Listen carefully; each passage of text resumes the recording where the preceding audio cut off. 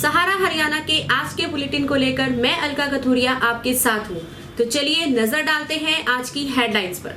रोहतक मंडल के आयुक्त डी सुरेश ने किया अनाज मंडी का औचक निरीक्षण, किसानों की समस्याओं का तुरंत समाधान करने के दिए निर्देश। श्रीमद शंकरास्वामी विश्वदेवानंद तीर्थ धर्मार्थ ट्रस्ट ने किया एक शाम दृष्टि के नाम कार्यक्रम का आयोजन। महर्षि दयानंद विश्वविद्यालय रोहतक में अनुसूचित जाति वर्ग के शिक्षक, गैर शिक्षक और छात्र वर्ग के साथ किया जा रहा है सौतेला व्यवहार। हरियाणा पूर्व सैनिक संघ भवन पर हुआ सेफ्टी टैंक, ड्रेन सफाई और MS एक्ट पर वर्कशॉप का आयोजन। सदगुरु सिद्धार्थ ओलिया जी ने दिया आध्यात्मिक संदेश। रोहतक मंडल के आयुक्त डी सुरेश ने शुक्रवार को अनाज मंडी का औचक निरीक्षण किया और अपनी फसल को लेकर आने वाले किसानों की समस्याओं का तुरंत समाधान करने के निर्देश दिए। उन्होंने किसान सहायता केंद्र का निरीक्षण करने के दौरान शिकायत रजिस्टर का अवलोकन किया और मौके पर अधिकारियों से पूछा कि किस प्रकार से किसानों की समस्याओं का समाधान किया जाता है। साथ ही उन्होंने मंडी में किसानों को दी जा रही सुविधाओं पर अपनी संतुष्टि जताई। उन्होंने ये भी कहा कि उन्हें जो भी रिक्वेस्ट आई है उसके तहत वे सरकार को लिखेंगे।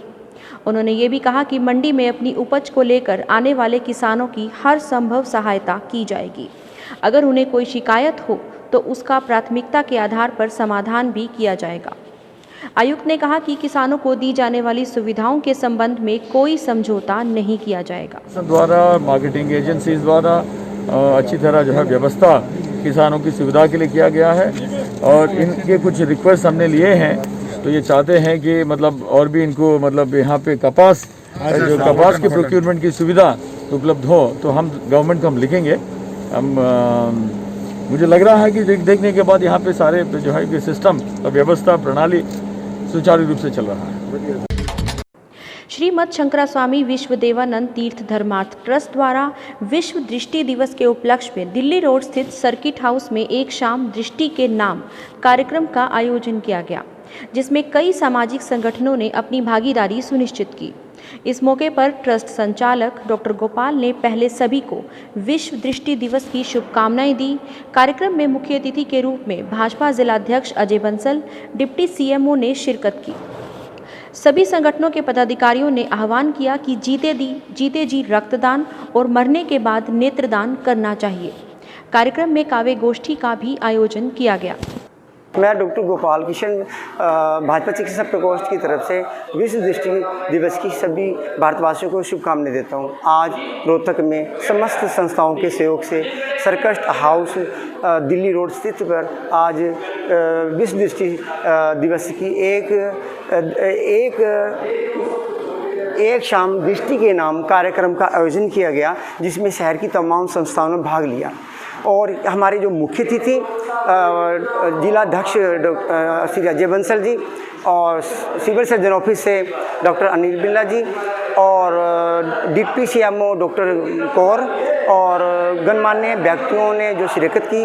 और कार्यक्रम में जो काव्य गोष्ठी का जो आयोजन किया गया वो हमारे हरियाणा के प्रसिद्ध कवि वीरेंद्र मधुर जी ने काव्य पाठ करके समय को यानी कि आए संस्थाओं के सहयोगियों को यानी कि नेत्रदान के ऊपर उनको एक संकल्प कराया कि हमें नेत्रदान करना चाहिए। डॉक्टर अंबेडकर मिशनरीज विद्यार्थी एसोसिएशन की विशेष बैठक अध्यक्ष विक्रम सिंह डुमोलिया की अध्यक्षता में आयोजित हुई, जिसमें प्रमुख विषय वर्तमान MDU यूनिवर्सिटी प्रशासन द्वारा की जा रही अनुसूचित जाति वर्ग के संवैधानिक अधिकारों की अनदेखी को लेकर प्रस्ताव पास करना किया गया। इस बार कुलपति श्री राजबीर सिंह लोहान को पत्र लिखने के बाद भी कॉमर्स विभाग के विभागाध्यक्ष के मामले में न्याय देने की बजाय इसको ज्यादा बढ़ाकर प्रताड़ित किया जा रहा है, जिसे लेकर सभी बुद्धिजीवी वर्ग में इस निर्णय के खिलाफ आक्रोश है। इस बैठक में छात्र नेता विक्रम सिंह डुमोलिया, डॉक्टर रोहतास चमार, दिनेश कुमार आलियान, कमलजीत सिंह मार, अजय कटारिया, अमित नरवाल और नरेश नेशी प्रमुख रूप से शामिल रहे। नमस्कार जी, मैं विक्रम सिंह डुमोलिया, अध्यक्ष डॉक्टर अंबेडकर मिशनरीज विद्यार्थी एसोसिएशन। मेरे साथ है डॉक्टर रोहतास चमार जी, भाई दिनेश आलियान जी। आज हम बड़ा ही प्रमुख मुद्दा जो विश्वविद्यालय का वो आपके सामने ला रहे हैं कि महर्षि दयानंद विश्वविद्यालय में छात्र, शिक्षक, गैर शिक्षक, अनुसूचित जाति वर्ग के उनका उत्पीड़न चरम सीमा के ऊपर उनके अधिकारों के साथ दोहरा मापदंड अपनाया जा रहा है।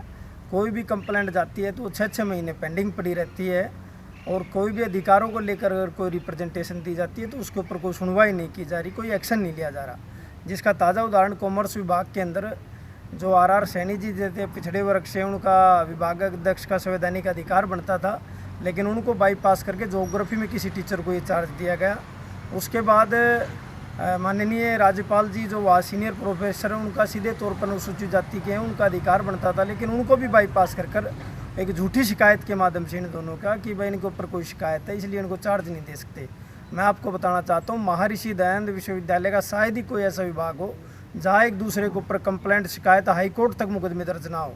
और हमारे विश्वविद्यालय के सम्मानित कुलपति महोदय जी आज राजवीर सिंह लोहान जी, जिनके खिलाफ विजिलेंस की इंक्वायरी चल रही है, और उनकी नियुक्ति, उनकी प्रोफेसरशिप को भी हाई कोर्ट के अंदर चैलेंज किया गया है। उनके ऊपर इतने संगीन मामले, परंतु उनको 2-2 विश्वविद्यालयों का चार्ज कुलपति का मिला हुआ है, लेकिन अनुसूचित जाति वर्ग के शिक्षक के ऊपर झूठा आरोप क्या है उसके ऊपर भी उनके चार्ज छीन लिए गए उनसे। तो ये दोहरा मापदंड है और ये सीधे तौर पे जातीय उत्पीड़न है, जिससे कि इस विश्वविद्यालय के अंदर एक जातीय जहर फैल रहा है। हमने माननीय गवर्नर महोदय, माननीय SC/ST कमीशन के चेयरमैन महोदय जी, यहाँ के कुलसचिव और कुलपति को हमने लिखित में शिकायत दी है, रिमाइंडर डाला है कि इस मामले पर तुरंत प्रभाव से उचित कार्रवाई कर इस पर न्याय दे, अन्यथा 15 तारीख को हमने दलित महापंचायत का आयोजन इस विश्वविद्यालय में करने का ऐलान किया है, और उसके अंदर एक बड़ा ही निर्णय इस सरकार और तंत्र के खिलाफ लिया जाएगा। राष्ट्रीय सफाई कर्मचारी आर्थिक विकास कॉरपोरेशन के तत्वाधान में गांधी जयंती सफाई पखवाड़े के उपलक्ष्य में आज हरियाणा पूर्व सैनिक संघ भवन पर एक दिन की वर्कशॉप का आयोजन किया गया।